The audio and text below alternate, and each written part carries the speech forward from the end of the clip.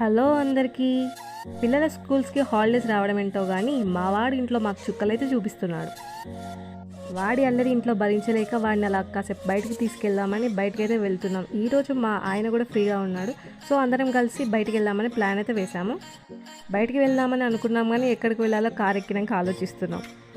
So first ఆకలిస్తుంది. Lunch చేశాక ఏమైనా చేద్దామని ఫస్ట్ లంచ్ చేయడానికి మేము మంచిర్యాలలో ఉన్న అరేబియన్ మండీ హౌస్కి అయితే వెళ్ళాము.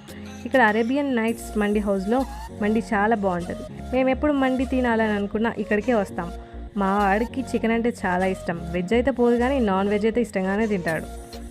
మండీ అని ఎందుకు అనుకున్నామంటే మండీ అయితే ప్రశాంతంగా కూర్చొని తినొచ్చు, వాడు కూడా సైలెన్స్గా కూర్చొని ప్రశాంతంగా తింటాడని ఇక్కడికి వచ్చాం.